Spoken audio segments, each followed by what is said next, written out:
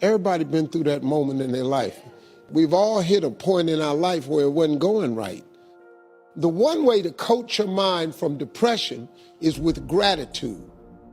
Just start writing down everything you have to be grateful for. Your health, you can still see. I have clothing. I have a place to live. I ate today. I got a friend that I can call and share my troubles with. You would be stunned how long you'll be writing. Now, let me tell you what happens. Gratitude erases all negativity because there's no room now for negativity. Joy and depression cannot reside in the same space. Gratitude changes your perception. Your perception changes your existence. Now, a lot of people say, Steve, I don't have time to do that. You do have time. If you don't have time, you should make time. Because gratitude is the #1 way to become successful. Because the more grateful you become, the more things God will give you to be grateful for. If somebody come to your house every day and ask you for a cup of sugar, and you give them a cup of sugar and they take the sugar and they just walk off, how many days can this person come to your house and get this cup of sugar and never say thank you? Not many. Because at one point you're gonna say, hey, wait a minute, hold up, man. You done came by here 6 times. I done gave you this cup of sugar and you ain't said thank you one time? So now, let's think for a second. If this God wakes you up every day, it's not your alarm clock that wakes you up. It's not you that's waking up. It's God allowing you to wake up. So if you ever stop to just thank Him for everything He's done for you, guess what He'll do tomorrow? He will add to that list of stuff that you can thank Him for. Gratitude is the #1 principle of success. That's what the average person doesn't understand. You can start that today. That would change your life. You ain't gotta believe me, try it, I dare you. When you look back over your life, you can see the faithfulness of God. Times where He made a way where you didn't see a way. Even when you made mistakes, He showed you mercy and covered you and brought you out and moving forward. You didn't get to where you are by yourself. It was the hand of God. He's been working behind the scenes in your life, lining up the breaks that you need. Even before you were born, God was orchestrating things in your favor. Some of the favor that you're seeing didn't have anything to do with you. Other people worked harder, but they didn't get the position. You're reaping from what your relatives sowed. Seeds of favor that didn't start with you. Someone in your family line made it easier on you. They got up early. They went the extra mile to do the right thing. But God never lets a seed be sown without a harvest. They sowed it so you could benefit.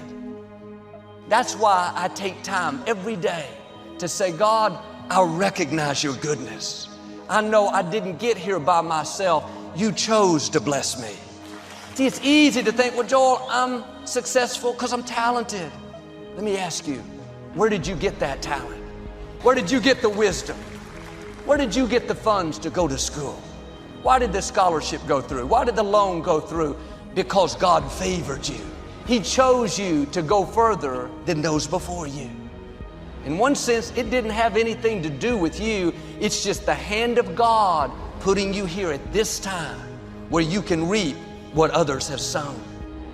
If you knew all the things God has been orchestrating behind the scenes to get you where you are, people, protection, opportunities, you would be amazed. God's been thinking about you long before you got here. You didn't get here on your own. The Creator of the universe chose you. When I think about all that God has done, I can't keep it to myself. I have to say, Lord, thank you for your goodness. I recognize your favor in my life. The scripture says, don't despise the day of small beginnings. Don't get discouraged because where you are is much smaller than what's in your heart. But you have to be faithful with the small before God will trust you with much. It's easy to think, well, Joel, when I see some growth, then I'll give it my all. No, you have to give it your all right where you are. God is watching. Stay faithful. Your time is coming. I think about my grandmother that made 10 cents an hour, my grandfather that worked at the factory all those years.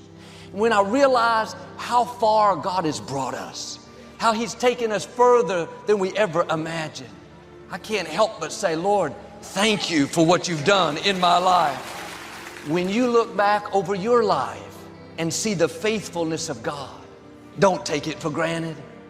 It wasn't a lucky break. That was the goodness of God. He said in verse 11, beware that in your plenty you do not forget the Lord your God. When you have built nice houses, when your gold and silver has multiplied, when your health turns around, when you have that baby I promised, don't let it become so common that you don't recognize it was my goodness, that you don't take time to thank me for what I've done. We've seen God do amazing things. You know it was God's favor. At the time you were so grateful. Don't lose that sense of awe. Live with that amazement at what God has done. If you don't remember what God has done, then it's easy to start taking the credit. We did it in our own power. But if you don't recognize it's His goodness, the same God that opened the door can close the door.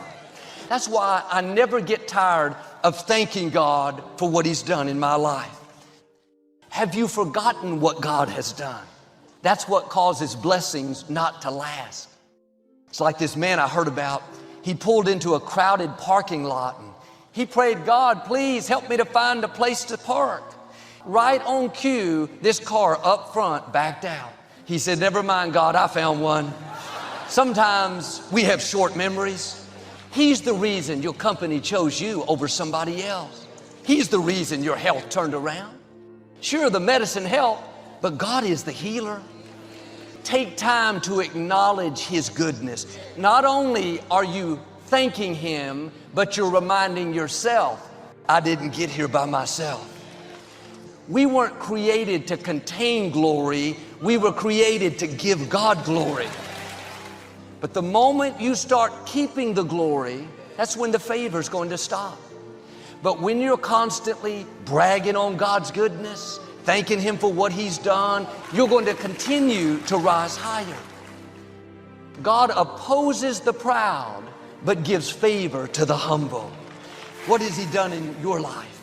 Are you recognizing it? Or have you let it become common? If you're going to continue to go further, you have to remember it is the Lord your God that got you to where you are, and it is God that's going to keep you going. Thank Him for the doors He opened, and thank Him for the doors He closed. Now here's the key. When you see favor that you've never seen, always remember it is the Lord your God that's causing you to increase. Why don't you get up every morning and say, Lord, thank you for your goodness. If you'll do this, I believe you're about to see influence, opportunities, income that you've never seen.